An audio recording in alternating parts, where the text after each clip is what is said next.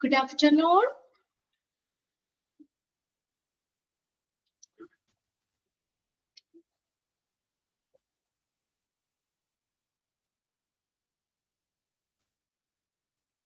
Share it.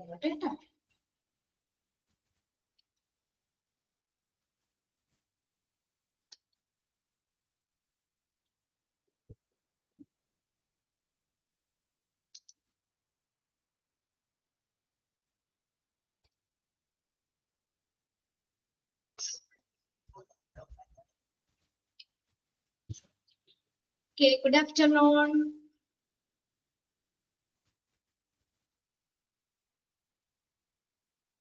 കേൾക്കുന്നില്ലേ നിങ്ങള്? Okay, ഇവിടെ ഷെയർ ചെയ്തേക്കുന്ന സ്ക്രീൻ ക്ലിയർ അല്ലേ? യെസ്, ക്ലിയർ ആണ് അല്ലേ? ഓക്കെ, ജോയിൻ ചെയ്യാനേ ഉള്ളു അല്ലേ? 50 പേരെ ആയുള്ളൂ. കഴിഞ്ഞ ദിവസമൊക്കെ എടുത്തിട്ടൊക്കെ വായിച്ചു നോക്കിയായിരുന്നോ നിങ്ങള്? ശ്രുതി വായിച്ചു നോക്കി? ഓക്കെ,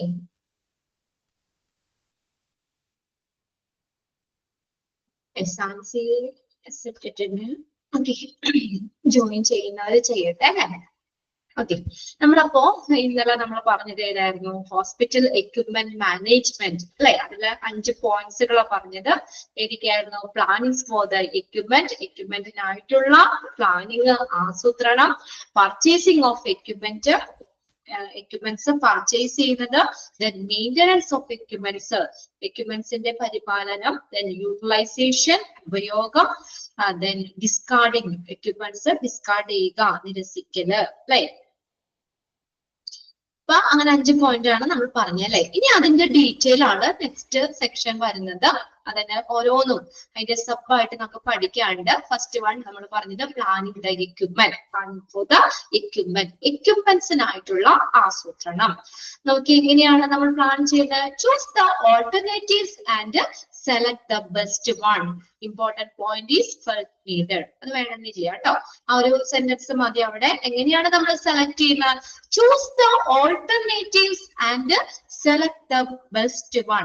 പല മാർഗങ്ങളിലൂടെ നമ്മൾ ഏറ്റവും ബെസ്റ്റ് ആയിട്ടുള്ളത് ഏതാണ് എന്നുള്ളത് സെലക്ട് ചെയ്യുന്നു അല്ലെ? പല രീതിയിലൂടെ അല്ലെങ്കിൽ പല മാർഗങ്ങളിലൂടെ ഏറ്റവും ബെസ്റ്റ് ഏതാണ്, ഏറ്റവും നല്ലത് ഏതാണ് എന്നുള്ളത് സെലക്ട് ചെയ്യുന്നു. Okay, choose the alternatives and select the best one. Then അതാണ് പ്ലാനിങ് ഫോർ ദ എക്യുപ്മെന്റ് എന്ന് പറയുന്നത്. രണ്ടാമത്തെ പർച്ചേസിംഗ് ആൻഡ് എക്യുപ്മെന്റ്. ഈ പർച്ചേസിംഗിന് നമ്മൾ 9 സ്റ്റെപ്സ് ഉണ്ട്. ഒരു എക്യുപ്മെന്റ്സ് പർച്ചേസ് ചെയ്യുന്നതിന് നമുക്ക് 9 സ്റ്റെപ്പുകളാണ് പറയുന്നത്. ഇതൊക്കെ ജസ്റ്റ് ഒന്ന് വായിച്ചു പോയാൽ മതി കേട്ടോ. ഇതൊക്കെ 9 major steps for purchasing capital equipments. ഏതൊക്കെയാണ് നോക്കിയേ? To forecast the demand. അപ്പൊ പർച്ചേസ് ചെയ്യുന്ന ഒരു എക്യുപ്മെന്റ്സ് പർച്ചേസ് ചെയ്യുന്നതിന് നമുക്ക് 9 സ്റ്റെപ്പുകൾ വരുന്നുണ്ട്. അതിന് ഫസ്റ്റ് വൺ ഏതാ? To forecast the demand. Demand മുൻകൂട്ടി കാണുക. To forecast the demand. Demand മുൻകൂട്ടി കാണുക.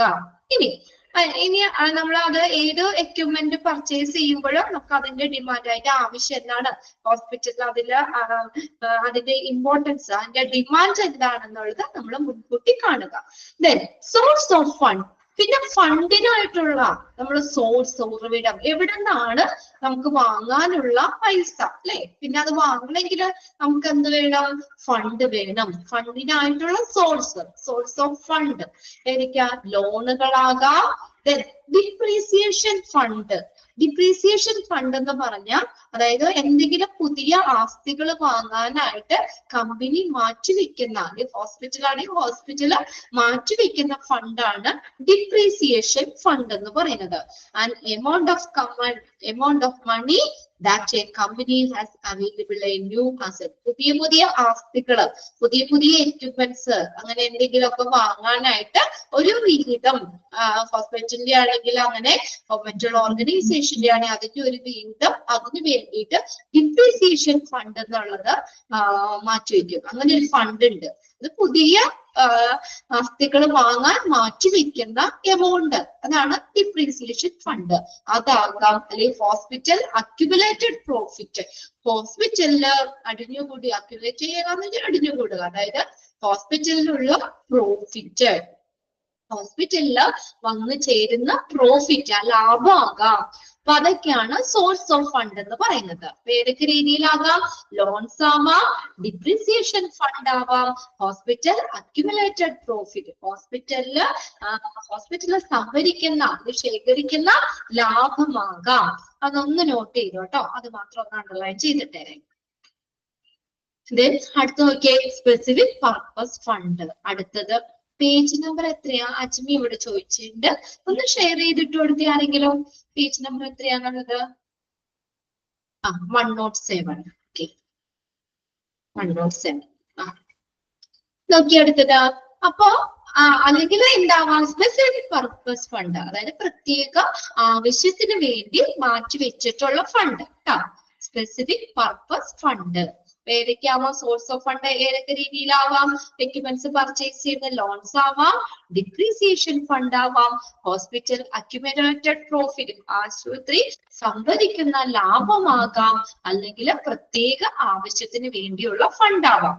ഡിസിഷൻ മേക്കേഴ്സ്, ഇനി തീരുമാനം എടുക്കുന്നത് ആരൊക്കെയാണ്? ടോപ്പ് മാനേജ്മെന്റ്, അഡ്മിനിസ്ട്രേറ്റർ, HOD, ആരാണ്? ഹെഡ് ഓഫ് ദ ഡിപ്പാർട്ട്മെന്റ് അല്ലെ. HOD ആവാം, materials manager, finance manager, biomedical engineer. ഇവരൊക്കെയാണ് തീരുമാനം എടുക്കുന്നവര്, decision makers. Decision makers, top management, administrator, HOD, materials manager, finance manager, biomedical engineer. ഇനി നോക്കി അടുത്ത സപ്ലയേഴ്സ്, വിതരണക്കാര്. നെക്സ്റ്റ് വൺ ആണ് സപ്ലയേഴ്സിനെ നമ്മൾ കണ്ടെത്തും. അഞ്ചാമത്തെ പോയിന്റ് എന്താ? Information generation. Information from expert and person who deal with it. അത് ഡീൽ ചെയ്യുന്ന, അത് കൈകാര്യം ചെയ്യുന്ന വിദഗ്ധന്മാരിൽ നിന്നും ലഭിച്ച വിവരങ്ങള്. പിന്നെ നമ്മൾ എന്ത് ചെയ്യും? സപ്ലൈസിൽ നമ്മൾ സെലക്ട് ചെയ്യും. എന്നിട്ട് എന്താ പറയാ, അപ്പൊ നമ്മൾ ഓരോരുത്തരോടാണെങ്കിലും നമ്മൾ ചോദിക്കുമല്ലോ, നമുക്കത് എങ്ങനെയാ, അത് കൂടുതൽ എക്സ്പീരിയൻസ് ആയിട്ടുള്ള ആളുകളിൽ നിന്ന് ശേഖരിക്കുന്ന information generation. Information got from experts and person who deal with, അത് കൈകാര്യം ചെയ്യുന്ന ആളുകള്, എക്സ്പേർട്സിൽ നിന്നൊക്കെ കിട്ടുന്ന ഇൻഫർമേഷൻ. Then ആറാമത്തെ എന്താ? നമ്മളോട് ഒരു ക്വസ്റ്റ്യൻ ചോദിച്ചേക്കാണ്, എന്താ? Is the instrument helpful to our institution? ആ ഇൻസ്ട്രുമെന്റ് നമ്മുടെ ഇൻസ്റ്റിറ്റ്യൂഷന് ഹെൽപ്ഫുൾ ആണോ? നമ്മൾ ആ എക്യുപ്മെന്റ്സ് വാങ്ങുന്നത് നമ്മുടെ ഇൻസ്റ്റിറ്റ്യൂഷന് പ്രയോജനപ്രദമാണോ, സഹായകരമാണോ എന്നുള്ളത്. Then comparatively study, എന്ത് ചെയ്യുന്നു? കമ്പയറിംഗ് കൊട്ടേഷൻസ്, പല കൊട്ടേഷൻ. അപ്പൊ സപ്ലയറിൽ നിന്ന് കൊട്ടേഷൻസ് ക്ഷണിക്കും അല്ലെ.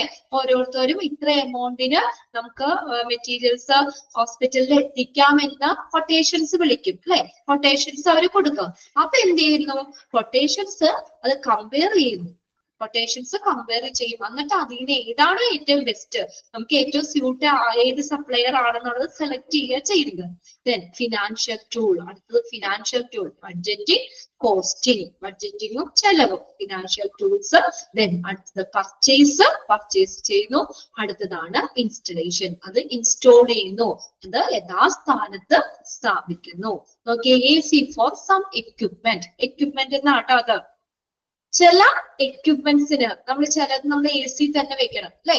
കോൾഡ് ടെമ്പറേച്ചറിൽ തന്നെ സൂക്ഷിക്കേണ്ട എക്യുപ്മെന്റ്സ് ഉണ്ടാക്കാം.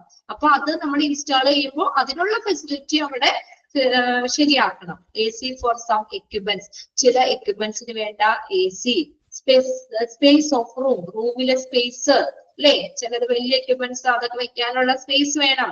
Protective measures like rough wall for the X-ray room. റേഡിയോളജിയിൽ നമ്മൾ പഠിച്ചതാണ് അല്ലെ. എക്സ്റേ റൂമിന്റെ വാൾസ് നല്ല തിക്കിലായിരിക്കണം എന്ന് പറഞ്ഞു. എന്തിനാണ്?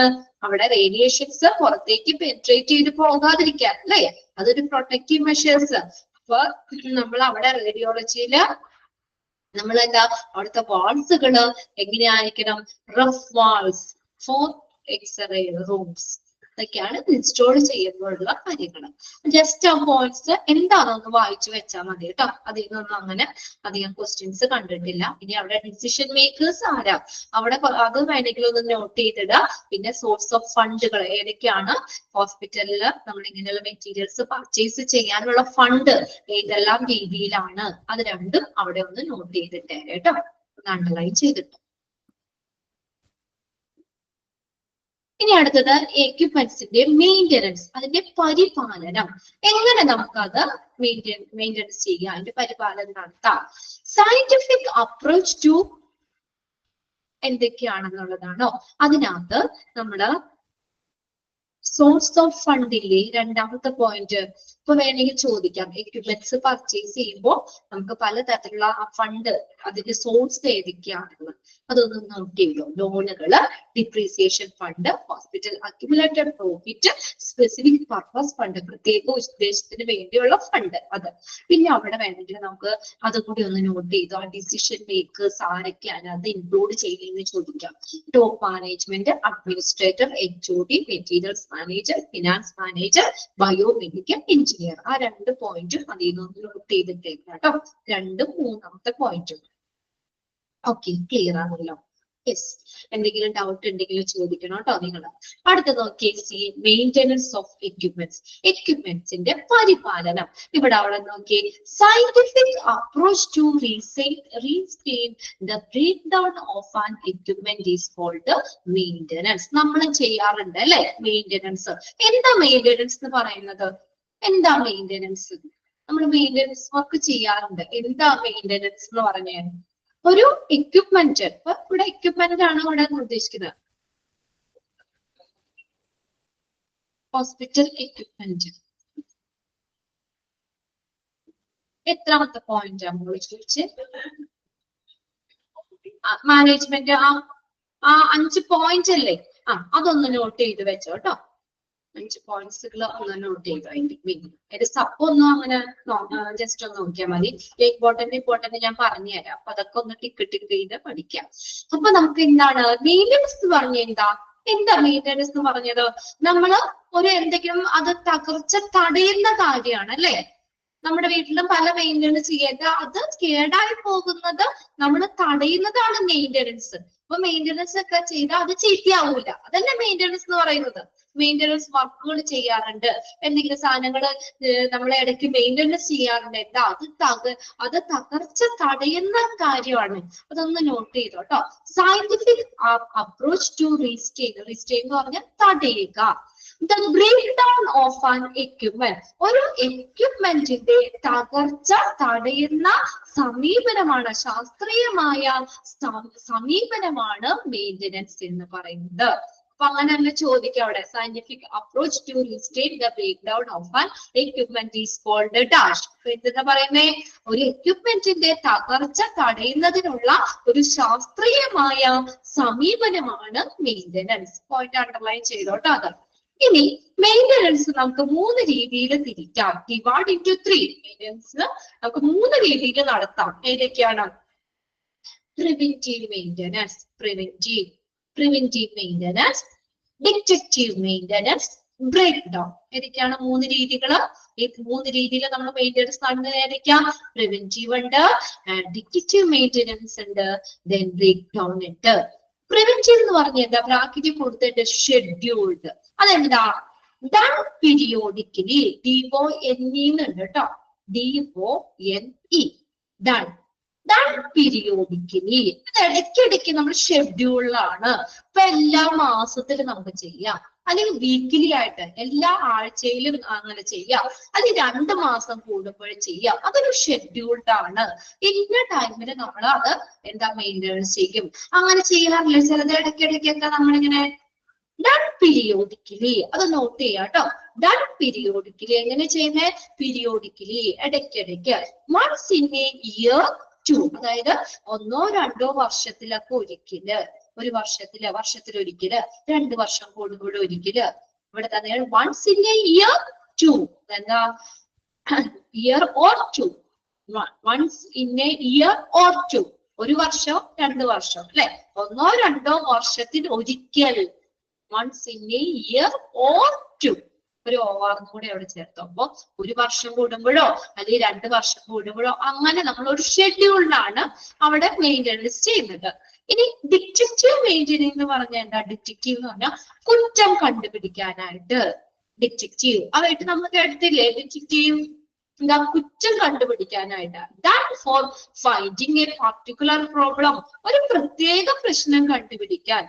ഒരു എക്സാമ്പിള്, നമ്മുടെ ബൈക്ക്, നമ്മുടെ 2 വീലർ, അത് എന്താ പറയാ, അതിന്റെ ബ്രേക്ക് ഒരു ഇച്ചിരി പ്രശ്നമുണ്ട്, ബ്രേക്ക് പിടിച്ചാൽ കിട്ടുന്നില്ല.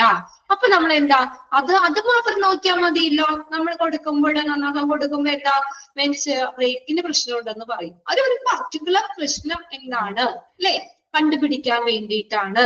ഒരു എന്തെങ്കിലും നമുക്ക് അങ്ങനെ എന്തെങ്കിലും ആവട്ടെ, അല്ലെങ്കിൽ ഇപ്പൊ നമ്മള് കുറെ സൈലൻസ് പുക കൂടുതൽ വന്നിട്ട് അങ്ങനെ എന്തെങ്കിലും ഒരു പർട്ടിക്കുലർ പ്രശ്നം കണ്ടുപിടിക്കാൻ വേണ്ടി ചെയ്യുന്നതാണ് ഡിറ്റക്റ്റീവ് മെയിൻ്റെനൻസ്. ഓക്കെ, എക്യുപ്മെന്റ്സിന്റെ ആട്ടോ, ഞാനിവിടെ 2 വീലർ വെറുതെ പറഞ്ഞു എന്നുള്ളൂ.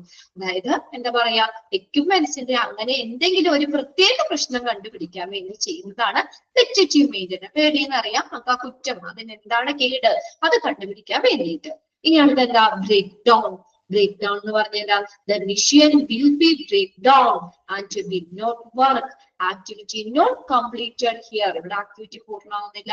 Ideal time and cost. ടൈമും കോസ്റ്റും കൂടുതല. അതായത് മെഷീന് ഫുള്ള് കേടായി, machine will break down, full കേടായി, എന്നിട്ട് നന്നാക്കാം, എന്നിട്ട് മെയിൻ്റെനൻസ് ചെയ്യുക. അപ്പൊ എങ്ങനെയാ? അതിന്റെ ടൈം കൂടുതൽ സമയം വേണ്ട. ഒരു ചെറിയ കംപ്ലൈന്റ് ആണെങ്കിൽ വേഗം അവർ നന്നാക്കി തരും അല്ലെ, മെയിൻ്റെനൻസ് വേഗം ചെയ്തു തരും. എന്നാൽ ഫുള്ളായിട്ട് അത് ചീത്തയായി കഴിഞ്ഞാൽ അതിന് എടുക്കുന്ന മെയിൻ്റെനൻസിന് വേണ്ടി എടുക്കുന്ന ടൈം കൂടുതലായിരിക്കും, പൈസയും കൂടുതലായിരിക്കും അല്ലേ, കോസ്റ്റും കൂടുതലാവും അല്ലേ. നമ്മുടെ 2 വീലറിൽ ഒരു ചെറിയ പ്രശ്നമുള്ളൂ, അത് നമ്മൾ വേഗം കൊടുത്ത് അപ്പൊ തന്നെ നന്നാക്കി തന്നെ ചെറിയ പൈസയുള്ളൂ. എന്നാൽ 2 വീലർ സ്റ്റാർട്ടേ ആവുന്നില്ല, നമ്മുടെ ബൈക്ക് സ്റ്റാർട്ടേ ആവുന്നില്ല, അതായത് ഫുള്ളായിട്ട് ബ്രേക്ക് ഡൗൺ ആയി. അത് കൊടുക്കുമ്പോ അന്ന് തന്നെ കഴിയോ ചിലപ്പോ അവര് 2 ദിവസം 3 ദിവസം ഒരാഴ്ച കഴിഞ്ഞായിരിക്കും അവർ നോക്കി തന്നത്. അപ്പൊ ടൈമും കൂടുതൽ എടുക്കും, മെയിൻ്റെനൻസിന് ടൈമും കൂടുതൽ എടുക്കും, പൈസയും കൂടുതൽ മേടിക്കില്ലേ. ചെറിയൊരു പ്രോബ്ലം കണ്ടുപിടിക്കുമ്പോ നമ്മൾ അതില്ലെങ്കിൽ അത് ചെയ്യുമ്പോൾ കുറച്ച് പൈസ മതി. വലിയ പ്രശ്നമാണെങ്കിൽ അത് ഫുള്ളായിട്ട് ചീത്തയായി കഴിഞ്ഞാൽ അതിന്റെ കോസ്റ്റ് കൂടുതലാണ്. അപ്പൊ അതൊന്ന് നോട്ട് ചെയ്ത് വെച്ചോട്ടെ. ഏതൊക്കെയാണ്? പ്രിവെന്റീവ് മെയിൻ്റെനൻസ് ഉണ്ട്, ഡിറ്റക്റ്റീവ് മെയിൻ്റെനൻസ് ഉണ്ട്, ബ്രേക്ക് ഡൗൺ ഉണ്ട്. മറ്റേത് ആദ്യത്തെ നമ്മൾ പ്രിവെന്റീവ് എന്ന് പറഞ്ഞാൽ ഇടയ്ക്കിടയ്ക്ക് കേടായാലൊക്കെ നമ്മൾ ഇടയ്ക്കിടയ്ക്ക് ചെയ്യുന്നതാണ്. 1-2 വർഷത്തിലൊരിക്കല് അങ്ങനെ നമ്മളെ ഷെഡ്യൂൾഡ് ആണ് അത്. രണ്ടാമത്തെ ഒരു പ്രത്യേക പ്രശ്നം കണ്ടുപിടിക്കാൻ വേണ്ടി ചെയ്യുന്നത്.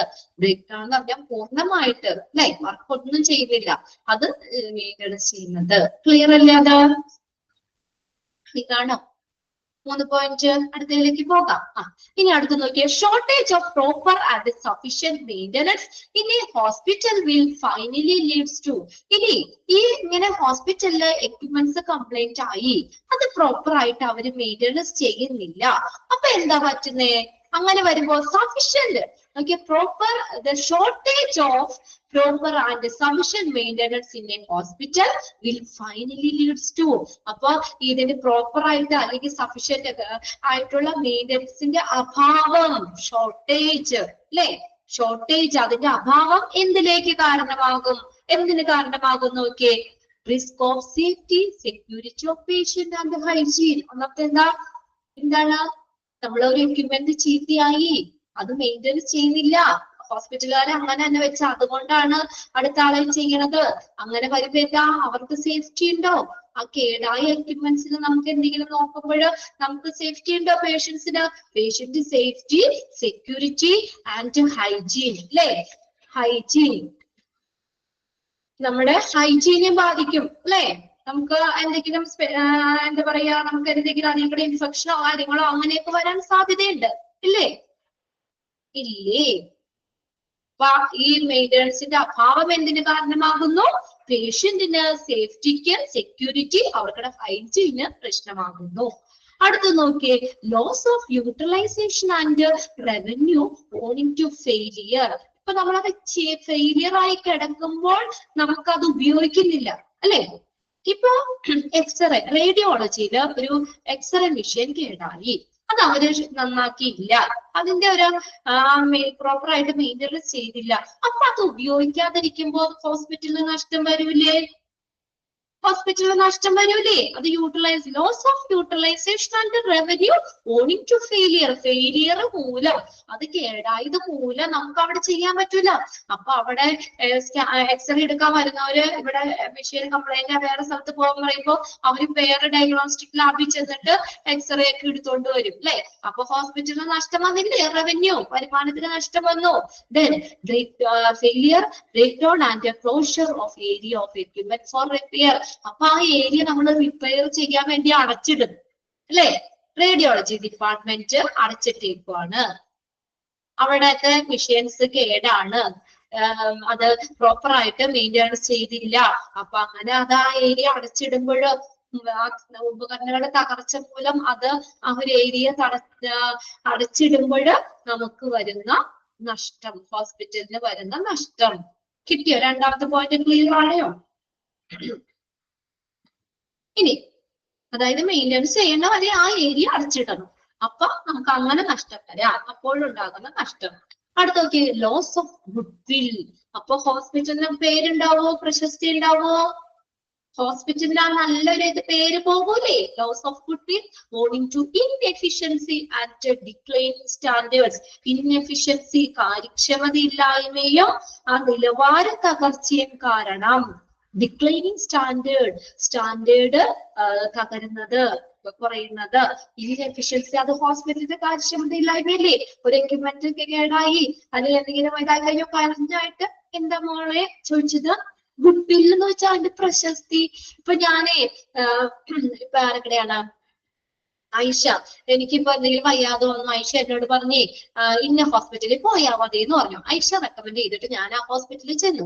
അവിടെ ചെന്നപ്പോ എന്നോട് ഡയഗ്നോസ് ചെയ്ത പോലെ തന്നെ ഒരു എക്സ്റേ എടുത്തോണ്ട് വരാൻ പറഞ്ഞു. ഞാൻ അവിടെ ചെന്നപ്പോ എക്സ്റേ ഡിപ്പാർട്ട്മെന്റ്, അവിടെ റേഡിയോളജി ഡിപ്പാർട്ട്മെന്റ് തന്നെ അടച്ചിട്ടേക്കുക. അപ്പൊ ആർക്കും അതിന്റെ കുഴപ്പം? ആ ഹോസ്പിറ്റലിന്റെ പ്രശസ്തി ഇല്ലേ? നല്ല ഹോസ്പിറ്റലൊക്കെയാണെന്ന് പറഞ്ഞാണ് ഞാൻ പോയത്. അപ്പൊ എന്താ, അവിടെ ചെല്ലുമ്പോ ആ ഡിപ്പാർട്ട്മെന്റ് അവിടെ വർക്കിംഗ് അല്ല, അവിടുത്തെ എക്യുപ്മെന്റ്സ് കേടാണ്. അപ്പൊ ഇത്രയും നാളെ ഹോസ്പിറ്റലിന് ഉണ്ടാകുന്ന ആ ഒരു ഗുഡ്വിൽ, ഒരു നല്ലൊരു അഭിപ്രായം, ഹോസ്പിറ്റലിന്റെ പ്രശസ്തി, അത് നഷ്ടപ്പെടൂലേ? ഞാൻ വന്ന് വീട്ടിൽ വന്ന് പറയൂലേ അല്ലേ? ഓ, അവിടെ ചെന്നിട്ട് അവിടുത്തെ റേഡിയോളജി മെഷീൻ കംപ്ലൈന്റ് ആകുമ്പോൾ അടച്ചിട്ടേക്കുമായിരുന്നു, അല്ലെങ്കിൽ അടച്ചിട്ടേക്കുന്നു. ഞാൻ എന്റെ ഫ്രണ്ടിനോട് പറയൂലേ? ഞാൻ എന്റെ അഞ്ജലിയുടെ അടുത്ത് പറയൂലേ അല്ലേ? അല്ലെങ്കിൽ ശ്രുതിയുടെ അടുത്ത് പറയൂലേ? അങ്ങോട്ട് പോകണ്ടാട്ടോ അല്ലേ? അവിടെ ഹോസ്പിറ്റലിൽ ആ ഡിപ്പാർട്ട്മെന്റ് അല്ലെങ്കിൽ അവിടെ എക്സ്റേ മെഷീൻ കേടാണ്, അല്ലെങ്കിൽ സ്കാനിങ് മെഷീൻ കേടാണ്, അവിടെ പോയിട്ട് കാര്യമില്ല അല്ലേ? അപ്പൊ എന്താ, ആ ഹോസ്പിറ്റലിന് ഇത്രയും നാളുണ്ടായിരുന്ന ഒരു ഗുഡ്വിൽ അത് നഷ്ടപ്പെടും. Okay, clear. അടുത്ത് നോക്കിയേ, net reduction in effective life of property and equipment. Net reduction എന്ന് വെച്ചാൽ ഓവറോൾ റിഡക്ഷൻ, മൊത്തത്തില് ആ എക്യുപ്മെന്റിന്റെ, ആ ഉപകരണങ്ങളുടെ ആയുസ് കുറയും. കുറെ നാൾ അതൊക്കെ എംപ്ലോയ്റ്റ് ആയി കിടന്ന് മെയിൻ്റെനൻസ് ചെയ്തില്ലെങ്കിൽ, ഇപ്പൊ ഒരു 10 വർഷം ഉപയോഗിക്കാൻ പറ്റുന്നതാണെങ്കിൽ കുറെ നാള് കേടായി ഇങ്ങനെ കിടന്നു കഴിഞ്ഞാൽ അതിന്റെ ആ ഒരു ലൈഫ് പോകൂലേ? ആ പ്രോപ്പർട്ടി അല്ലെങ്കിൽ എക്യുപ്മെന്റ്സിന്റെ ലൈഫ് കുറയൂലേ? നിങ്ങളുടെ വീട്ടിലും അങ്ങനെ ഉണ്ടാവുമല്ലോ ഇല്ലേ? എന്തെങ്കിലും ഇപ്പോഴും മെയിൻ്റെനൻസ് ചെയ്യാൻ കിടക്കുന്ന സാധനം അല്ലേ, നമ്മൾ മെയിൻ്റെനൻസ് ചെയ്യാതെ ഇടുമ്പോ അതിന്റെ ലൈഫ് കുറയും. എന്തെങ്കിലും കംപ്ലൈന്റ് വന്നാൽ അപ്പൊ തന്നെ നന്നാക്കി അത് ഉപയോഗിച്ചാലല്ലേ കുറെ നാള് നമുക്ക് ഉപയോഗിക്കാൻ പറ്റുള്ളൂ. കുറെ നാള് ചീത്ത ഇങ്ങനെ, പ്രത്യേകിച്ച് മെഷീനറി സാധനങ്ങളൊക്കെ ആകുമ്പോൾ അല്ലെ, എക്യുപ്മെന്റ്സുകളൊക്കെ ആകുമ്പോൾ ഉപയോഗിക്കാതിരിക്കുമ്പോൾ അതിന്റെ എന്താണ്, ആ ലൈഫ് കുറയും. മനസ്സിലായോ? 4 പോയിന്റ്സ് ക്ലിയർ ആയോ? അതൊന്ന് നോട്ട് ചെയ്ത് വെച്ചോട്ടോ അവിടെ. ഇത്രയും ഒന്ന് നോട്ട് ചെയ്തേ. ഓക്കെ, ഇനി അത് പറയണ്ടല്ലോ, ക്ലിയർ അല്ലേ എല്ലാവർക്കും? മെയിൻ്റെനൻസിന്റെ അഭാവം എന്തൊക്കെ കാര്യങ്ങളിലേക്ക് നയിക്കും. യെസ്. ഇനി അടുത്ത് നോക്കിയാൽ maintenance in hospital. Clear. Maintenance in hospital, ഹോസ്പിറ്റലിലെ maintenance okay must be done by. എങ്ങനെ നമുക്ക് ചെയ്യാം? മസ്റ്റ് ബി, ഇന്നത് വഴി ചെയ്യണം. എങ്ങനെയാ? പ്രോപ്പർ ഇൻസ്റ്റലേഷൻ, പ്രോപ്പർ ആയിട്ട് സ്ഥാപിക്കണം. Up keeping, caring and repair അല്ലെ? നമ്മൾ നല്ല കെയർ കൊടുക്കണം, അത് കറക്റ്റ് ആയിട്ട് റിപ്പയർ ചെയ്യണം. Then periodic cleaning and checking on preventive maintenance. ഇടയ്ക്കിടയ്ക്ക് നമ്മൾ ക്ലീൻ ചെയ്യണം. പ്രിവെന്റീവ് ചെക്ക് ചെയ്യണം. നമുക്ക് അത് എന്തെങ്കിലും കേടാവാതെ മുന്നേ ഒരു പ്രിവെന്റീവ് മെയിൻ്റനൻസ് നമ്മൾ നടത്തണം. അതുമായിട്ട് സംബന്ധിക്കുന്ന റെക്കോർഡ്സ് എല്ലാം കീപ്പ് ചെയ്യണം. പ്രൊക്യൂർ സ്പെയറുകൾ സംഭരിക്കണം. അഥവാ എന്തെങ്കിലും ചീത്തയായ അപ്പൊ തന്നെ അതിന്റെ എക്സ്ട്രാ അല്ലെ സ്പെയറുകൾ നമ്മൾ സംഭരിക്കണം. ഇത്രയും കാര്യങ്ങൾ ചെയ്യുന്നത് വഴി നമുക്ക് എന്താ ആ ഹോസ്പിറ്റൽസ് എക്യുപ്മെന്റ്സ് നമുക്ക് എന്താ അതിന്റെ നമുക്ക് എന്താ മെയിൻ്റനൻസ് അത് ഈ രീതിയിൽ നമുക്ക് ചെയ്യാൻ പറ്റും അല്ലെ. നമുക്ക് അധികം വലിയ പ്രശ്നമില്ലാത്ത രീതിയിൽ എക്യുപ്മെന്റ്സ് പ്രോപ്പർ ആയിട്ട് സ്ഥാപിക്കണം. നല്ല കെയറിങ് റിപ്പയറിങ് കൊടുക്കണം. ഇടയ്ക്കിടയ്ക്ക് പീരിയോഡിക് ക്ലീനിങ് നടക്കണം. പ്രിവെന്റീവ് മെയിൻ്റനൻസ് ചെക്ക് ചെയ്യണം. ദെൻ റെക്കോർഡുകൾ അതുമായിട്ട് ബന്ധപ്പെട്ടുള്ള റെക്കോർഡ് കീപ്പ് ചെയ്യണം. സ്പെയറുകൾ സംഭരിക്കണം. ഓക്കെ, ഇനി അടുത്തത് അതിനകത്ത് ഇനി അടുത്ത ഡി ആണ് കേട്ടോ. നിങ്ങൾ ശ്രദ്ധിച്ചോ, പോയിന്റ് ഡി ആണ്. ABCD അല്ലേ നമ്മൾ പറഞ്ഞു പോയത് 1 2 3 4 അല്ലേ. അതിനകത്ത് 4ാമത്തെ പോയിന്റ് ആണ് യൂട്ടിലൈസേഷൻ ഓഫ് എക്യുപ്മെന്റ്സ്. അപ്പൊ അത് കറക്റ്റ് ചെയ്ത് നിങ്ങൾ ഡി ആക്കുക കേട്ടോ, അല്ലെങ്കിൽ 4ാമത്തെ പോയിന്റ്. നമ്മൾ ഈ പറഞ്ഞതിന്റെ സബ്ബായിട്ട് പറഞ്ഞു വന്നത് ഈ പോയിന്റ്സുകളുടെ സബ്ബാണ് ഈ പറഞ്ഞു വന്നത്. Planning for the equipment, purchasing of the equipment കഴിഞ്ഞു, മെയിൻ്റനൻസ് ഓഫ് ദ എക്യുപ്മെന്റ് കഴിഞ്ഞു. അടുത്തത് 4ാമത്തെ point utilization of the equipment. കണ്ടോ, ആ 4ാമത്തെ പോയിന്റ് ഇവിടെ കിടക്കുന്നത് ഏന്ന് തന്നെ വീണ്ടും നമ്പർ തെറ്റിയതാണ്. അവിടെ ഡി ആണ്, അല്ലെങ്കിൽ 4 ഇല്ല. 4ാമത്തെ പോയിന്റ് എങ്ങനെ യൂട്ടിലൈസ് ചെയ്യണം? Utilisation has to be 80 to 90%. അതൊന്ന് അണ്ടർലൈൻ ചെയ്തിട്ടോ. 80 to 90% യൂട്ടിലൈസേഷൻ ചെയ്യാനേ പാടുള്ളൂ. No under or over utilisation. അതിൽ കൂടുതലോ അല്ലെങ്കിൽ അതിൽ താഴെ ഉപയോഗം വേണ്ട. നമ്മൾ എങ്ങനെയാ അത് മാക്സിമം അത് ഇതാക്കും അല്ലെ. നമ്മൾ പൈസ കൊടുത്ത് മേടിച്ചേക്കുന്ന സാധനമാണ്. അപ്പൊ അത് മാക്സിമം കിട്ടുന്നോടത്തോളം കിട്ടട്ടെ എന്ന് പറഞ്ഞോണ്ട് നമ്മൾ അത്രയ്ക്ക് യൂട്ടിലൈസ് ചെയ്യും. അത് ഇവിടെ കറക്റ്റ് ആയിട്ട് പറഞ്ഞേക്കുന്നത് എത്രയാ? യൂട്ടിലൈസേഷൻ എന്ന എക്യുപ്മെന്റ്സിന്റെ യൂട്ടിലൈസേഷൻ എത്രത്തോളം നമുക്ക് അത് ഉപയോഗിക്കാൻ പറ്റും? 80 to 90% utilisation. No under or over utilisation. അതിന് താഴെയോ അല്ലെങ്കിൽ അതിന് കൂടുതലും യൂട്ടിലൈസ് ചെയ്യാൻ പാടില്ല, ഉപയോഗിക്കാൻ പാടില്ല. ആ പെർസെന്റേജ് വേണമെങ്കിൽ ഒന്ന് നോട്ട് ചെയ്തിട്ടോളെ. 80 to 90%. ഇനി നെക്സ്റ്റ് വരുന്നതാണ് അടുത്ത ലാസ്റ്റത്തെ അല്ലേ, ഇ ആണ് കേട്ടോ. 5ാമത്തെ പോയിന്റ് ഡിസ്കാർഡിംഗ് ഓഫ് എക്യുപ്മെന്റ്. എക്യുപ്മെന്റ് ഇനി ഡിസ്കാർഡ് ചെയ്യണം. എന്താ? എക്യുപ്മെന്റ്സ് നമുക്ക് കളയണം അല്ലെ. അതായത് കുറെ നാൾ ഉപയോഗിച്ചു, അതിന്റെ എക്സ്പയറി കഴിഞ്ഞു, എല്ലാവരും കഴിഞ്ഞു, നമ്മൾ മാക്സിമം ഉപയോഗിക്കാൻ പറ്റുന്നിടത്തോളം നമ്മൾ ഉപയോഗിച്ചു. പിന്നെ അത് സ്ക്രാപ്പ് ആവും അല്ലെ.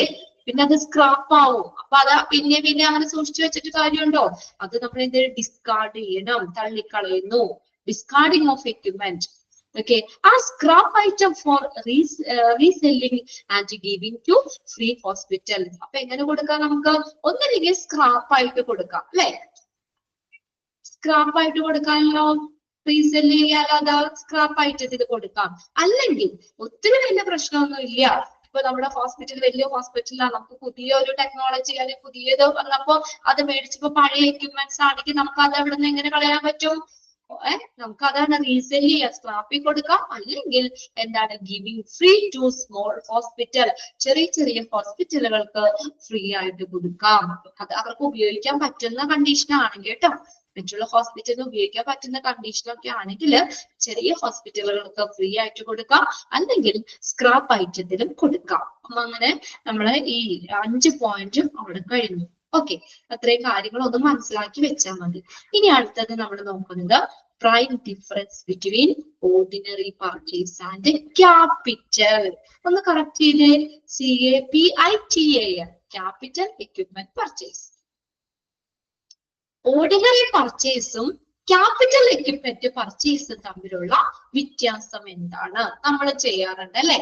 നമ്മുടെ വീട്ടിൽ ചെറിയ പർച്ചേസ് നടത്താറില്ലേ? നമ്മള് എല്ലാ ദിവസവും വാങ്ങുന്ന സാധനങ്ങള്, ഈ പച്ചക്കറി, മറ്റുള്ള സാധനങ്ങള്, ഫ്രൂട്ട്സ്, ഇതൊക്കെ നമ്മൾ എപ്പോഴും വാങ്ങുന്ന.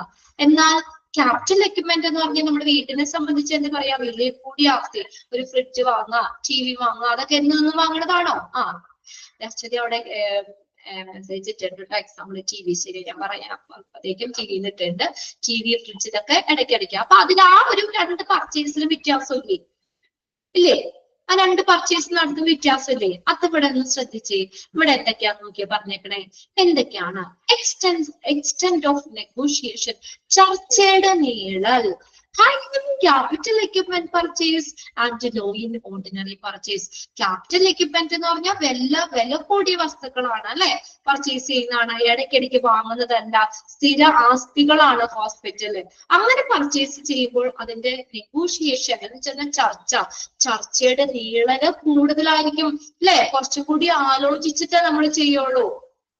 വില കൂടിയത് എപ്പോഴും വാങ്ങാൻ പറ്റൂല അല്ലെ. ഒരു പ്രാവശ്യം വാങ്ങുക, നമ്മള് ഇടയ്ക്കിടയ്ക്ക് വാങ്ങുന്ന സാധനമല്ല.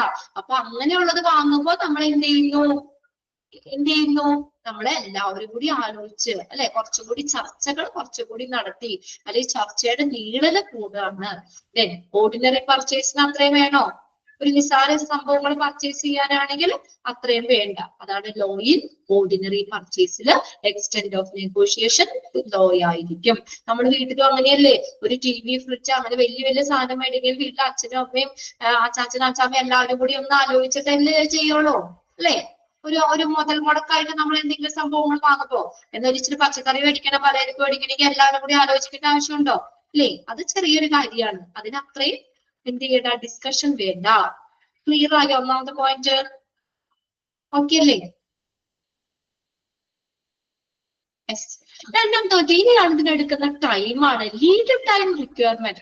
അത് നമുക്ക് കിട്ടാനായിട്ട് എടുക്കുന്ന സമയം, അതായത് നമ്മൾ ആ എക്യുപ്മെന്റ് ഓർഡർ ചെയ്തത് മുതൽ അത് നമ്മുടെ കൈകളിലേക്ക് കിട്ടാൻ എടുക്കുന്ന സമയമാണ് ലീഡ് ടൈം എന്ന് പറയുന്നത്. അത് നോക്കി എങ്ങനെയായിരിക്കും? High in capital purchase. Capital പർച്ചേസിൽ കുറെ അധിക സമയം എടുക്കൂലേ?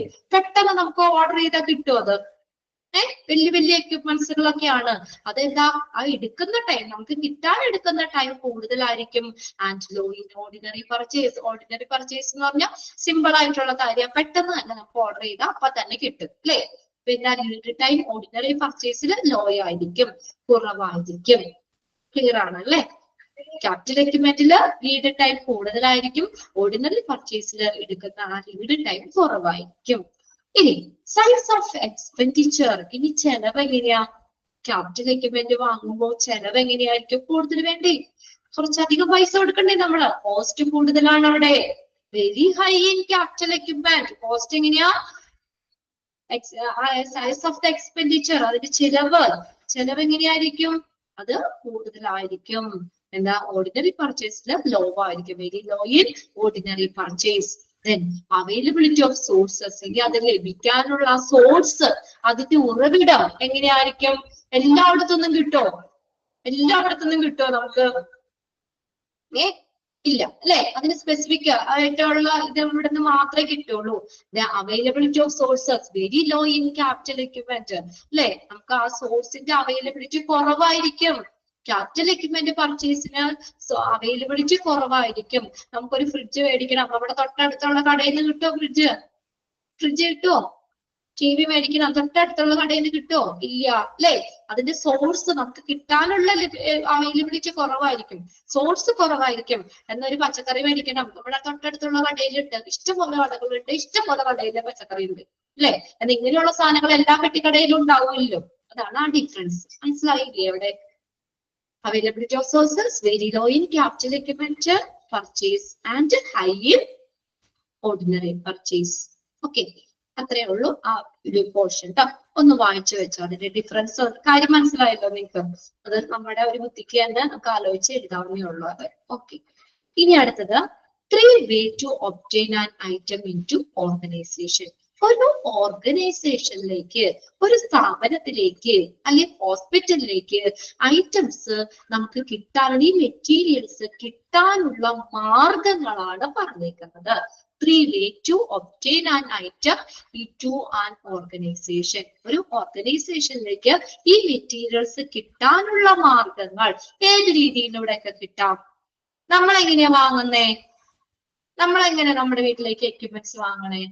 നിങ്ങളുടെ മനസ്സിൽ നിന്ന് പറഞ്ഞാൽ മതി കേട്ടോ, അത് നോക്കി പറയണ്ട. എങ്ങനെ വാങ്ങണേ? അങ്ങനെ വാങ്ങാം നമ്മുടെ വീട്ടിലേക്ക്. ഷോപ്പിൽ പോയി വാങ്ങും. Okay, very good. ഷോപ്പിൽ പോയി വാങ്ങും, ഓൺലൈനായിട്ട് വാങ്ങും. പിന്നെ ഷോപ്പിൽ പോയി ഓൺലൈനായിട്ടൊക്കെ വാങ്ങും. അത് എങ്ങനെയാണ് നമ്മളപ്പോ അതൊക്കെ പുതിയതല്ലേ നമ്മൾ വാങ്ങണേ? ഷോപ്പിൽ പോയിട്ട് പഴയത് വാങ്ങുന്നു, പുതിയതാണേക്കും അല്ലേ? അപ്പൊ നമുക്കൊരു എക്യുപ്മെന്റ്സ് വാങ്ങാനായിട്ട് നമുക്ക് ഹോസ്പിറ്റലിലേക്ക് കിട്ടുന്നത് 3 രീതിയിലൂടെയാണ്. പർച്ചേസിങ് ഓഫ് ന്യൂ എക്യുപ്മെന്റ്, പുതിയ എക്യുപ്മെന്റ് വാങ്ങാം. നല്ല വലിയ ഹോസ്പിറ്റലാണ്, നല്ല അഡ്മിനിസ്ട്രേഷൻ നല്ല ഇതാണ്, എന്താ പറയാ, നല്ല ഫിനാൻഷ്യലി നല്ല വലിയ ഹോസ്പിറ്റലാണ്. അവിടെ എങ്ങനെയാ നമുക്ക് എങ്ങനെ വാങ്ങാം? New purchasing of new equipment, പുതിയ എക്യുപ്മെന്റ് വാങ്ങാം. പുതിയത് വാങ്ങാൻ ഇഷ്ടം പോലെ കാശുണ്ട്. ഞാനൊരു വീട് വെച്ചു, എന്റെ ഇഷ്ടംപോലെ കാശുണ്ട്. ഞാൻ എല്ലാ ഫർണിച്ചറും എന്റെ വീട്ടില് പഴയത് ഉണ്ടാകുന്നതൊക്കെ പറഞ്ഞു എല്ലാം ഞാൻ പുതിയത് വാങ്ങിച്ചു അല്ലെ. എന്റെ പൈസ ഉള്ളത് കൊണ്ട് എനിക്ക് പുതിയത് വാങ്ങാൻ പാടില്ലേ? ഇനി ഞാൻ പാവപ്പെട്ടതാണ്, എന്റെ കയ്യിൽ പൈസ ഒന്നുമില്ല, അപ്പൊ ഞാൻ എന്ത് ചെയ്യും? വെരി ഗുഡ്, സെക്കൻഡ് ഹാൻഡ് വാങ്ങൂലേ? പഴയതല്ലേ വാങ്ങുള്ളൂ, പുതിയത് വാങ്ങാൻ ഒരുപാട് പൈസയാവും. അപ്പൊ ഞാൻ ആരോടെങ്കിലും ഒക്കെ അന്വേഷിച്ച് പിടിച്ച് പഴയതുണ്ടെങ്കിൽ വാങ്ങും. എനിക്കൊരു 2 വീലർ വാങ്ങണം, എന്റെ കയ്യിൽ കുറെ കാശുണ്ട്, അപ്പൊ പിന്നെ ഞാൻ പഴയത് അന്വേഷിക്കേണ്ട ആവശ്യമില്ല. ഞാൻ പോയി ആ കാശ് കൊടുത്ത് പുതിയത് വാങ്ങി. ഞാൻ ഇനി എന്റെ കയ്യിൽ ഒട്ടും പൈസ ഇല്ല, അപ്പൊ ഞാൻ എന്റെ ഫ്രണ്ട് അതെ ശ്രുതിന്റെ അടുത്ത് ഞാൻ ചോദിച്ചു, ശ്രുതി വല്ല സെക്കൻഡ് ഹാൻഡിൽ കിട്ടാനുണ്ടോ 2 വീലർ? എന്റെ കയ്യിൽ പൈസ ഇല്ല. അപ്പൊ എന്ത് ചെയ്യുന്നു? ഉപയോഗിച്ചത് അല്ലെ, purchasing of used or old equipment, ഉപയോഗിച്ചത് അല്ലെങ്കിൽ പഴയ എക്യുപ്മെന്റ് നമുക്ക് വാങ്ങാം.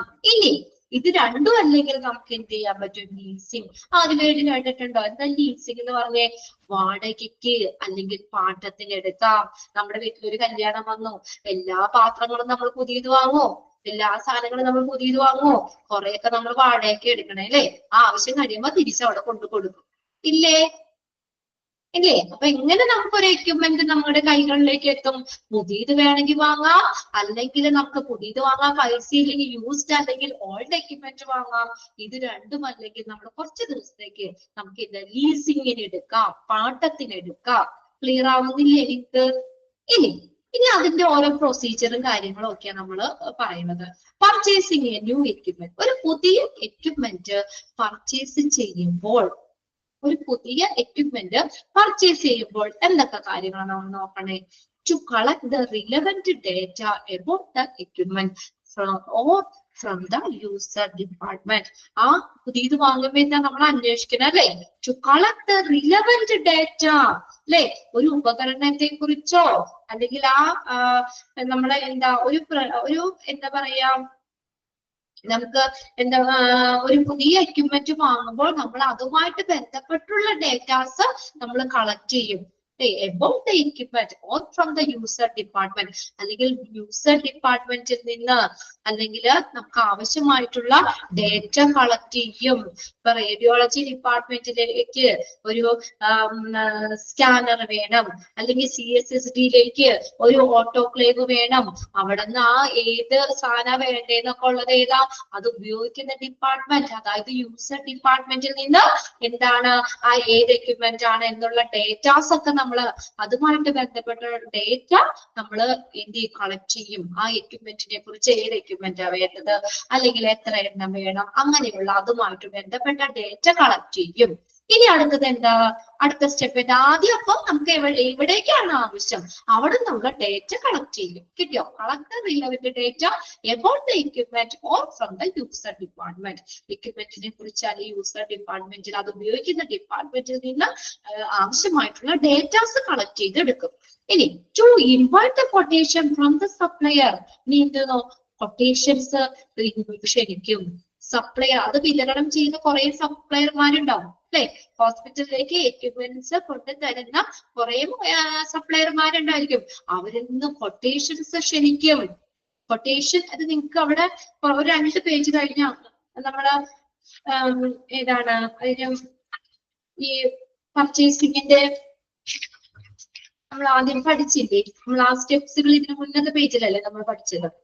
എന്തൊക്കെയാണുള്ള പ്രൊസീജിയർ കാര്യങ്ങൾ അല്ലെ? ഇന്നലെ നമ്മുടെ ക്ലാസ്സിൽ നമ്മൾ പഠിച്ചതാണ് അല്ലെ? To invite the quotation. എന്ത് ചെയ്യുന്നു? കൊട്ടേഷൻസ് നമ്മൾ സപ്ലയറിൽ നിന്ന് കൊട്ടേഷൻ ക്ഷണിക്കും. പിന്നെ അടുത്ത എന്താ? Assessment of the quotation or bids. Quotation assess ചെയ്യും, അല്ലെങ്കിൽ ബിഡ് എന്ന് പറഞ്ഞാൽ ലേലം വിളിക്കുക. നമ്മൾ അല്ലെങ്കിൽ ലേലം വിളിച്ചെടുക്കും. ഓക്കെ, അപ്പൊ 3 രീതിയിലാണ് നമ്മൾ പുതിയ എക്യുപ്മെന്റ് പർച്ചേസ് ചെയ്യുന്നത്. 3 ഒരു പ്രൊസീജിയർ ആണ്. ആദ്യം യൂസർ ഡിപ്പാർട്ട്മെന്റിൽ നിന്ന് അതുമായിട്ട് ബന്ധപ്പെട്ട എക്യുപ്മെന്റുമായിട്ട് ബന്ധപ്പെട്ട ഡേറ്റാസ് കളക്ട് ചെയ്യുന്നു, സപ്ലയറിൽ നിന്ന് കൊട്ടേഷൻസ് ക്ഷണിക്കുന്നു, പിന്നെ കൊട്ടേഷൻ അസസ് ചെയ്യുന്നു, അല്ലെങ്കിൽ എന്ത് ചെയ്യുന്നു, ബിഡ്സ് ലേലം വിളിക്കുന്നു. ഇനി നമ്മൾ അടുത്ത് നോക്കുന്നത് ഫാക്ടേഴ്സ് ആണ് കേട്ടോ. എന്തൊക്കെ ഫാക്ടേഴ്സ് ആണ്? ഇതിന് ഘടകങ്ങൾ, സ്വാധീനിക്കുന്ന ഘടകങ്ങൾ എന്തൊക്കെയാ, ഫാക്ടേഴ്സ് എന്തൊക്കെയാന്ന് നോക്കാം നമുക്ക്. ഇതിനകത്ത് ആദ്യത്തെ 3 ടിക്ക് ഇട്ട് വെച്ചോ കേട്ടോ, അത് ചോദിക്കാറുണ്ട്. Economic life of the machine, physical life of the machine, tax life of the machine. ഫസ്റ്റത്തെയാണ് economic life of the machine. ഒരു മെഷീന്റെ എക്കണോമിക് ലൈഫ് എങ്ങനെയാ? എക്കണോമിക് ലൈഫ് എന്ന് പറഞ്ഞാൽ എന്താ? It consist of the service life of an asset. ഒരു asset, ഒരു ആസ്തിയുടെ സർവീസ് ലൈഫ് ആണ് എന്തെന്ന് പറയുന്നത്? Economic life of the machine എന്ന് പറയുന്നത്. അവിടെ ചോദിക്കാട്ടോ, economic life of the machine, service of life of an asset is called dash. എന്ന് പറയാം, സർവീസ് ലൈഫ് എന്ന് പറഞ്ഞാൽ economic life of the machine, which reduce the average cost per period of service. ഒരു സേവന കാലയളവിലെ ശരാശരി ചെലവ് കുറയ്ക്കുന്നു. It includes time and cost dimension. Dimension എന്ന് പറഞ്ഞാൽ ഉൾപ്പെടുക, ടൈമും കോസ്റ്റും ഉൾപ്പെടുന്നു. അതായത് ഞാൻ നിങ്ങൾക്ക് മനസ്സിലാവുന്ന രീതിയിൽ പറഞ്ഞുതരാം. ഇപ്പൊ അതായത് നമ്മുടെ എക്കണോമിക് ലൈഫ് എന്ന് പറഞ്ഞാൽ ഒരു 10 വർഷം ഉപയോഗിക്കാൻ പറ്റുന്ന ഒരു മെഷീൻ ആണെങ്കിൽ നമുക്ക് 10 വർഷമാണ് എക്കണോമിക് ലൈഫ്, അല്ലെ? അത്രയും തന്നെ ഉപയോഗിക്കാൻ പറ്റുന്നു. അതായത് എന്താ? ഒരു മെയിൻ്റനൻസ് ഒന്നും കൂടാതെ ഉപയോഗിക്കാൻ പറ്റുന്ന ലൈഫാണ് എക്കണോമിക് ലൈഫ്. അവിടെ എഴുതി ഒന്ന് വെച്ചിട്ടാണെങ്കിൽ ഗ്യാരണ്ടി. ഓക്കെ, നമ്മള് മെയിൻ്റനൻസ് ഒന്നും ചെയ്യാതെ ഉപയോഗിക്കാൻ പറ്റുന്ന ലൈഫ്. ഒരു വാഷിംഗ് മെഷീൻ മേടിച്ചു, അവര് 10 വർഷം ഗ്യാരണ്ടി പറഞ്ഞു, അല്ലെങ്കിൽ 10 വർഷം ഉപയോഗിക്കാം. ആ 10 വർഷം നമ്മൾ മെയിൻ്റനൻസ് ഒന്നും ചെയ്യുന്നില്ല. അപ്പൊ മെയിൻ്റനൻസ് ചെയ്യാതെ നമ്മൾ എത്ര നാൾ ഉപയോഗിച്ചു? 10 വർഷം.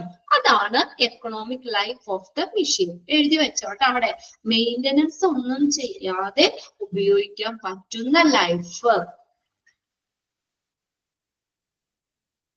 ഓക്കെ, മെയിൻ്റനൻസ് ഒന്നും ചെയ്യാതെ ഉപയോഗിക്കാൻ പറ്റുന്ന ലൈഫാണ് economic life of the machine.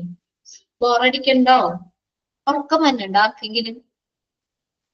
ഇല്ലാന്ന് പറയാം, ശ്രുതി ഇല്ലാന്ന് പറഞ്ഞിട്ടുണ്ട്. ഇല്ല, ചോറൊക്കെ കൊണ്ടിട്ടേ കുറച്ച്. ശരി, നമ്മള് ചോറൂണൊക്കെ കഴിഞ്ഞ് നമ്മളിങ്ങനെ കണ്ടിന്യൂസ് ഇരിക്കുന്നു. ആർക്കെങ്കിലും ഒന്ന് എനിക്ക് ചാടണോ? ഇരിക്കുന്നോടത്തൊന്നും എനിക്ക് ചാടണ്ടോ? ഇന്ന് ചാടിയിട്ടിരിക്കുന്ന ഉറക്കം നല്ല ആൾക്കാര് നമ്മളെ കുത്തി പിടിച്ചിങ്ങനെ ഇരിക്കുവല്ലേ. ഒന്നുകൂടെ പറഞ്ഞുതരാം കേട്ടോ. ഞാൻ എങ്ങനെ കണ്ടിന്യൂസ് പറഞ്ഞപ്പോ അതിന്റെ ഇടയ്ക്ക് ആർക്കെങ്കിലും ഉറക്കം വന്നോ ബോറടിക്കണ്ടോ എന്നൊക്കെ അറിയാൻ വേണ്ടിട്ട്. ഒരു സുഖമില്ല. ഈ ചാപ്റ്റർ നല്ല യാത്ര കേട്ടോ. ഈ ചാപ്റ്റർ നല്ലതാ, ഇച്ചിരി ലൈറ്റിയാണുള്ളൂ. പക്ഷെ ഇതൊക്കെ നമുക്ക് എന്താ എളുപ്പം മനസ്സിലാക്കാൻ പറ്റുന്നതാണ്. പിന്നെ കുറെ പേജസ് കൂടുതലുണ്ടെന്നുള്ളൂ. ചാപ്റ്റർ എളുപ്പമാക്കുക.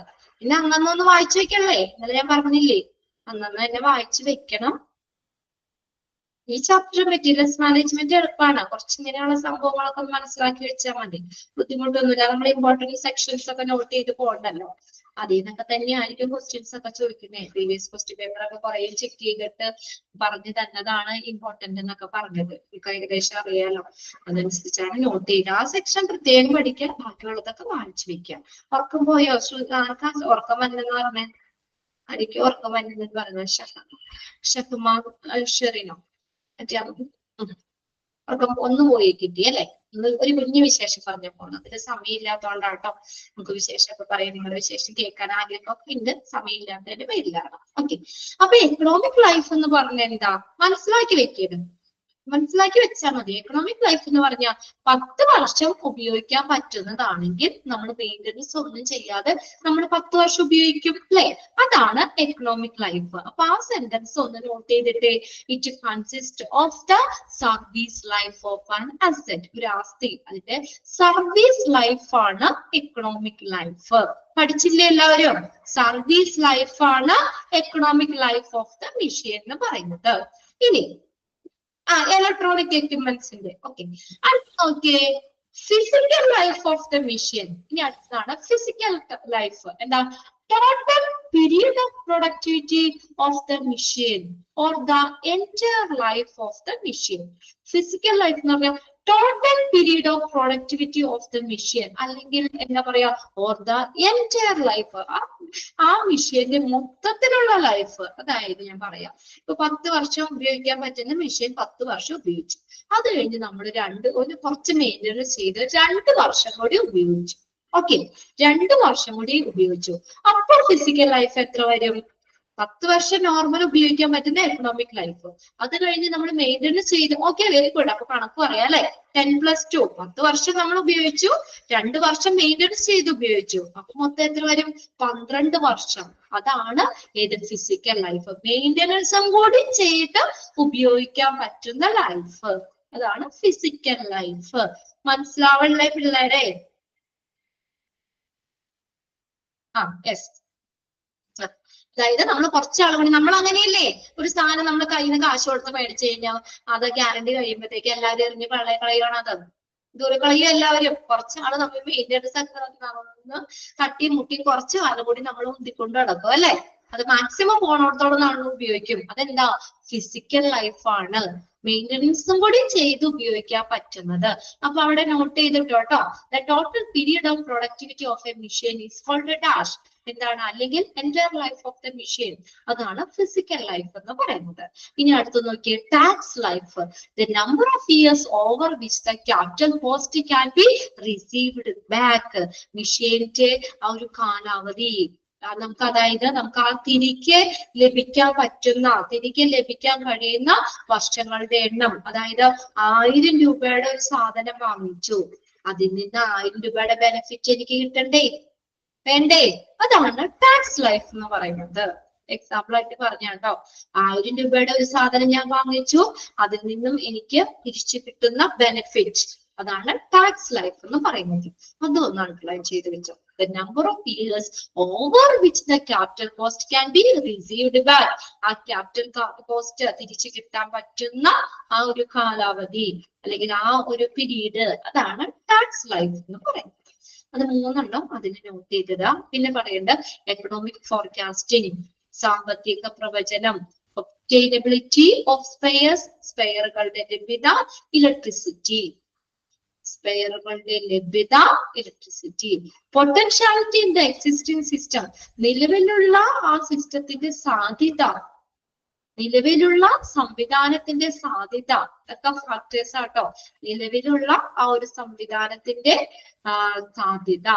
അടുത്ത നോക്കി, economic survey of the investment, നിക്ഷേപത്തിന്റെ സാമ്പത്തിക survey. Economic survey of the investment, നമ്മൾ ഇൻവെസ്റ്റ് ചെയ്യുന്ന ഇൻവെസ്റ്റ്മെന്റിന്റെ സർവേ, സാമ്പത്തിക സർവേ. പിന്നെ അടുത്ത് നോക്കി, കോസ്റ്റ് കൺസിഡറേഷൻ, കോസ്റ്റ് കൺസിഡർ ചെയ്യും. Initial cost, purchase cost, installation cost, break down cost. അപ്പൊ അതിനകത്ത് 3 എണ്ണം ടിക്കിട്ട് വെക്കുക കേട്ടോ. 3 എണ്ണം ടിക്കിട്ട് വെക്കുക.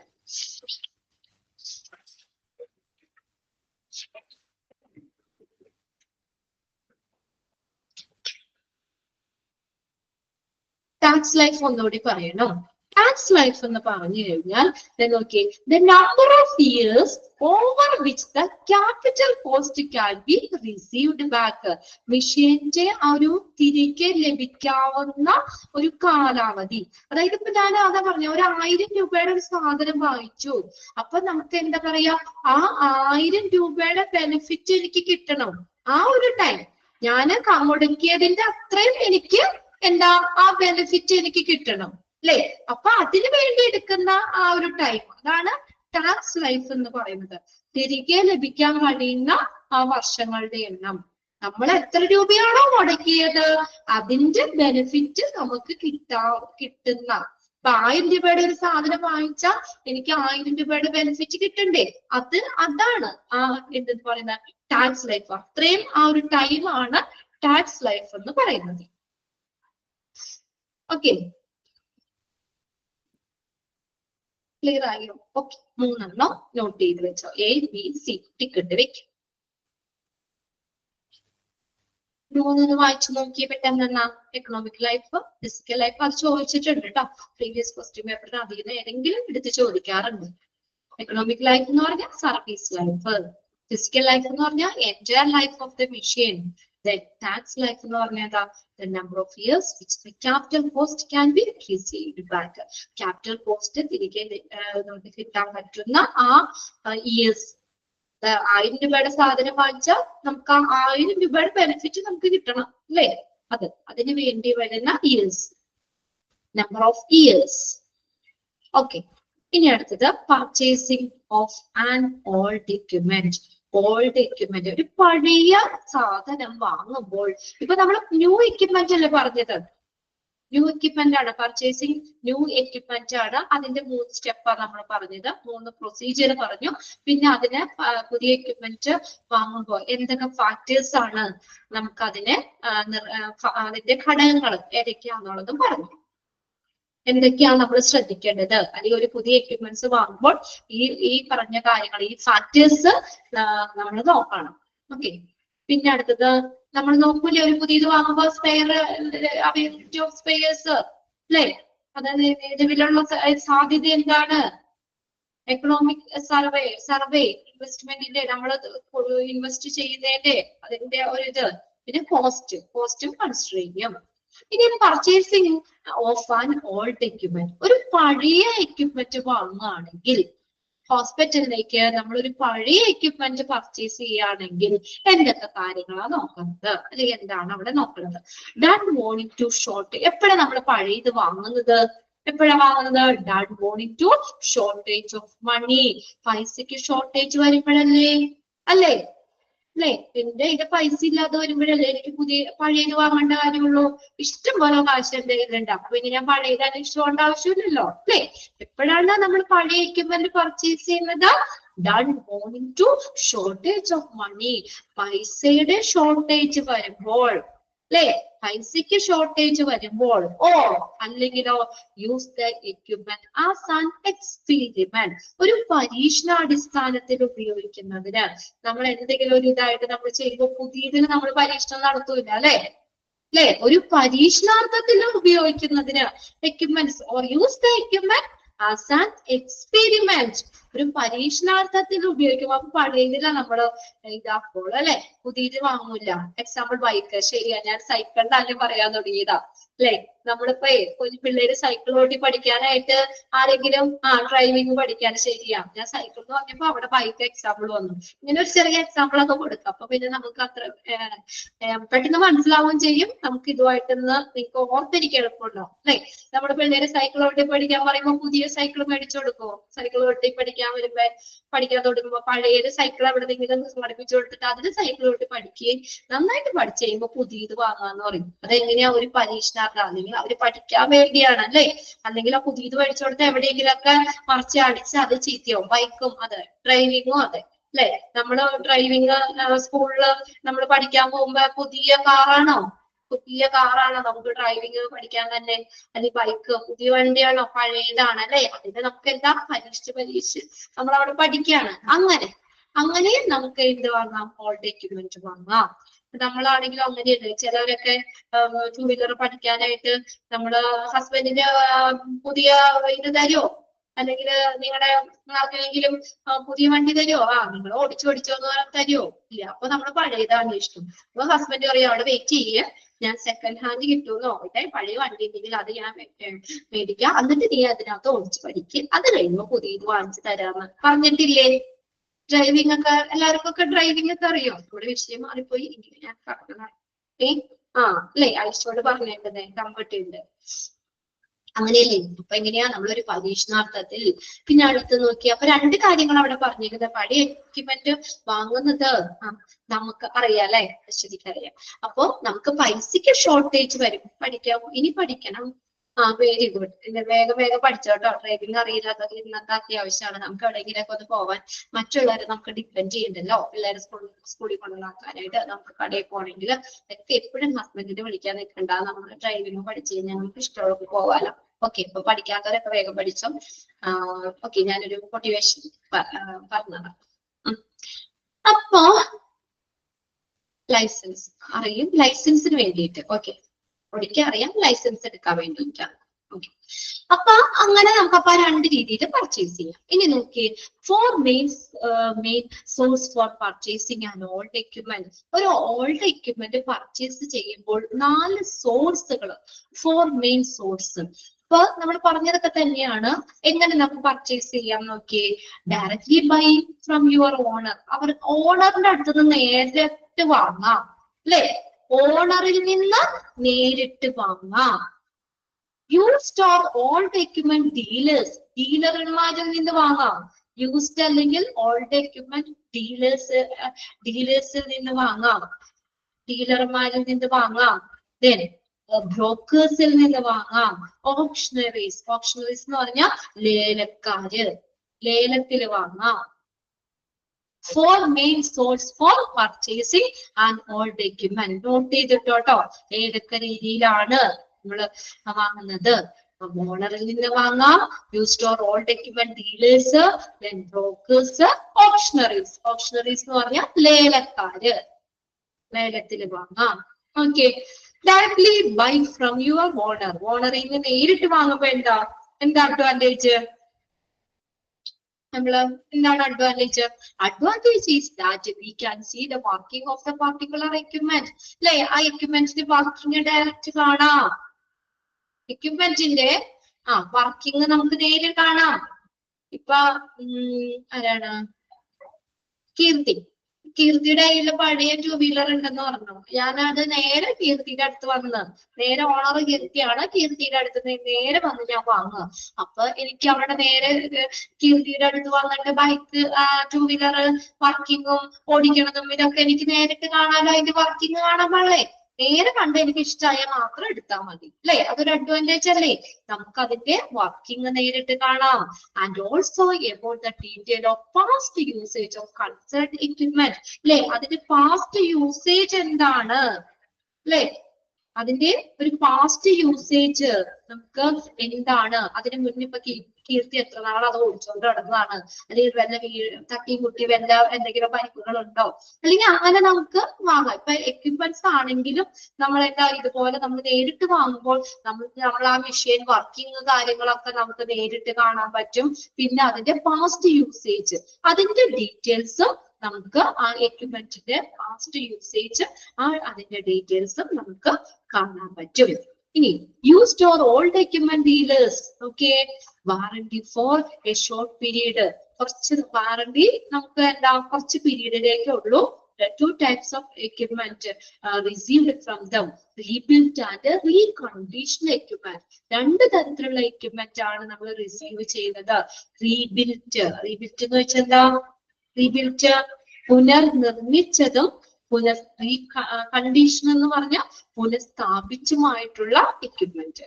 പുനർനിർമ്മിച്ചതും പുനഃസ്ഥാപിച്ചതുമായിട്ടുള്ള എക്യുപ്മെന്റ്സ്. കുറച്ച് സമയത്തേക്കുള്ളൂ വാറണ്ടി, അല്ലെ? നമ്മൾ പുതിയത് വാങ്ങുകയാണെങ്കിൽ നമുക്ക് വാറണ്ടി കൂടുതലുണ്ട്. പഴയതാണെങ്കിൽ വാറണ്ടി കുറച്ച് സമയത്തേക്കേ ഉള്ളൂ. 2 ടൈപ്പ് നമുക്ക് എക്യുപ്മെന്റ്സ് റിസീവ് ചെയ്യാം. റീബിൽറ്റ് ചെയ്തത് അല്ലെങ്കിൽ റീകണ്ടീഷൻ ചെയ്തത്. അടുത്ത ബ്രോക്കറിൽ നിന്നും വാങ്ങാം, ഓപ്ഷണറീസ് ലേലത്തിലും വാങ്ങാം. Both are risky sources and there will be no warranty. രണ്ടും എന്താണ്? ബ്രോക്കറിനാണെങ്കിലും ലേലത്തിലൊക്കെ ആണെങ്കിലും എല്ലാം ഒരു റിസ്കി സോഴ്സ് ആണ്. നമുക്ക് പ്രത്യേകിച്ച് വാറന്റി ഇല്ല. നമ്മൾ പുതിയത് വാങ്ങണതിന്റെ അത്രയും പഴയത് വാങ്ങുമ്പോൾ വാറന്റി ഉണ്ടാവുമോ? നമുക്ക് ഒരു പുതിയ എക്യുപ്മെന്റ് നമ്മൾ വാങ്ങുമ്പോൾ നമുക്കുള്ള വാറന്റി അത് പഴയത് വാങ്ങുമ്പോൾ ഏത് രീതിയിലൂടെ ആണെങ്കിലും സോഴ്സ് ഏതായാലും നമുക്ക് അത്രയും നമുക്ക് അതെല്ലാം റിസ്കി ആണ്. there will be no warranty. പ്രത്യേകിച്ച് വാറന്റി ഒന്നുമില്ല, അല്ലേ? നമ്മളത് വാങ്ങിച്ചു, പിന്നെ അതിന് കംപ്ലൈന്റ് കാര്യങ്ങളൊക്കെ വന്നാൽ പിന്നെ അതിന്റെ പുറകെ വേറെ ആഫ്റ്റർ സർവീസ് ഒന്നും ഇല്ല, അല്ലെ? പുതിയത് വാങ്ങണ പോലെയല്ല, അതിന് നമുക്ക് പ്രത്യേകിച്ച് വാറന്റി ഒന്നും ഇല്ല. അത്രയും കാര്യങ്ങള് purchasing of and old equipment അവിടെ വരെ ഒന്ന് നോക്കി വെക്കാം. ഇവിടെ 4 മെയിൻ സോഴ്സ് എന്നുള്ളത് നോട്ട് ചെയ്തിടുക. ഓക്കെ, അത് 4 പോയിന്റ് മാത്രം ഒന്ന് അണ്ടർലൈൻ ചെയ്തിട്ടേ അവിടെ. അത്രയും മതി, ബാക്കി നമുക്ക് അടുത്ത ക്ലാസ്സിൽ നോക്കാം. ഓക്കെ, ഇനി നെക്സ്റ്റ് മിസ് ആണ് വെയിറ്റിംഗ് ആയിരിക്കും. ഓക്കെ, നെക്സ്റ്റ് മാം ജോയിൻ ചെയ്യൂ കേട്ടോ. ഓക്കെ, ക്ലാസ് വൈൻഡപ്പ് ചെയ്തോട്ടെ. ഓക്കെ. യെസ്, അടുത്ത ക്ലാസ് നെക്സ്റ്റ് മൺഡേ കാണാം കേട്ടോ. Okay, thank you.